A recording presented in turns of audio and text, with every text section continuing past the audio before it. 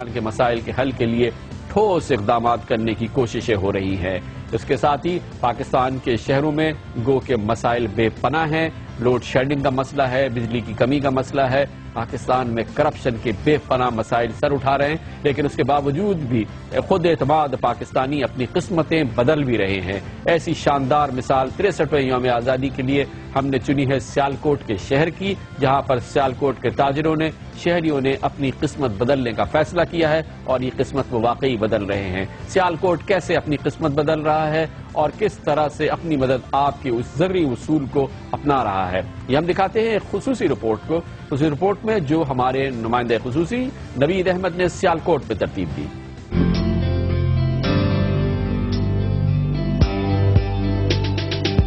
سیالکوٹ کے مکین ہمیشہ ہی ذرا ہٹ کے سوچتے ہیں۔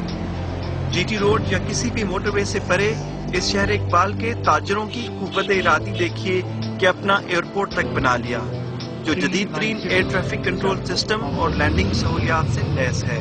سیالکوٹ انٹرنیشنل ایئرپورٹ، اس کی رن وے جو ہے 3.6 کلومیٹر ہے اور یہ پاکستان کے سب ایئرپورٹ سے لمبی ایئرپورٹ ہے۔ یہاں پہ انشاءاللہ حج فلائٹس اور 747 2-3 مہینے کے بعد انشاءاللہ لینڈ کرنے شروع کر دیں گے۔ ترقی کا یہ سفر دہائیوں کی انتھک محنت اور باہمی اتحاد کا مرہون منت ہے۔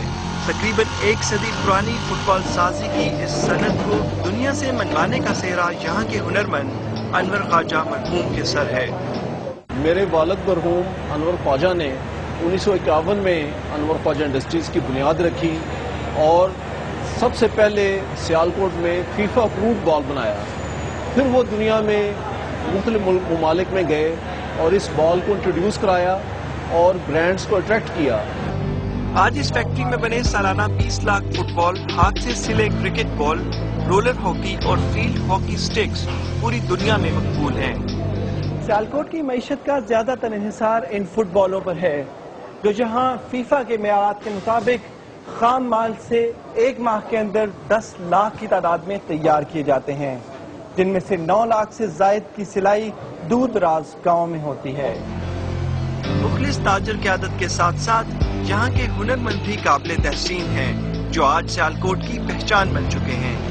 جو ہمارا ہنرمند ہے یہ جرمن کوالٹی کے مطابق ہی کام کرتا ہے، لیکن اس کو کوئی فارمل ٹریننگ یہاں پہ نہیں دی جاتی، اور اب تو یہ سچویشن ہو گئی ہے کہ جرمنی میں انہوں نے یہ آئٹمس بنانا بند کر دی ہیں، وہ زیادہ سوفسٹیکیٹڈ آئٹمس پہ چلے گئے ہیں اور ہم لوگ ان کو یہ مال یہاں پہ تیار کر کے وہاں بھیج رہے ہیں۔ یہاں کی مڈل کلاس نے پوری قوم کے برعکس اقبال کے پیغام خودی کو نہ صرف یاد رکھا بلکہ اس پر عمل بھی کیا۔ سیالکوٹ بالکل ایک کارنر میں ہے پاکستان کی، تو یہاں پہ گورنمنٹ کا انٹرسٹ بہت ہی کم رہا ہے۔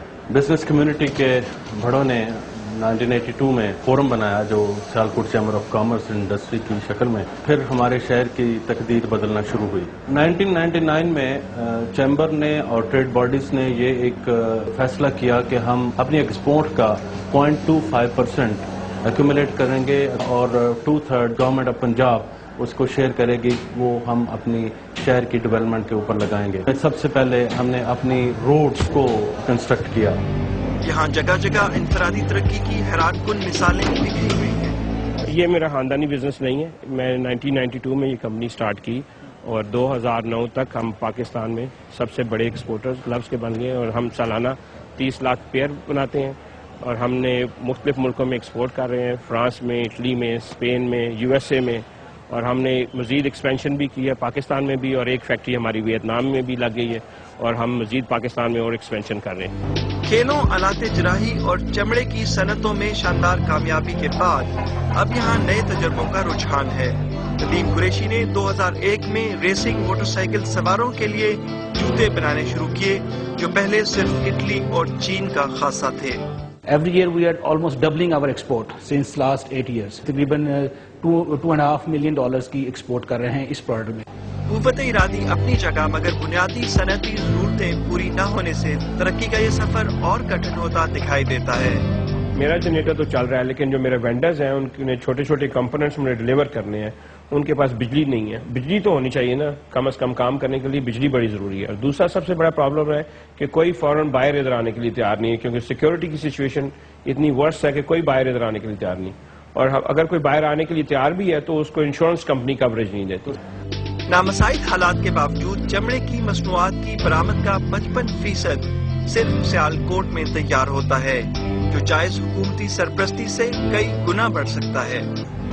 بچوں سے مشقت کے خاتمے کے بعد سیالکوٹ کے لیے بڑا مسئلہ چمڑا رنگنے کی اہم صنعت ہے، جس کے دوررس ماحولیاتی اثرات دنیا بھر کی توجہ کا باعث ہیں. ہمارے پاس 305 کے قریب ٹینریز تھیں اور ہم نے اس ساری سچویشن کو دیکھتے ہوئے 384 ایکڑ زمین کی ایکوزیشن کی گورنمنٹ کو proposal the which has been accepted. ہمارا ٹینریز زون 2 to 3 ایئرس میں انشاءاللہ کمپلیٹ ہو جائے گا اور جتنا انوائرمنٹل ایشو ڈیو ٹو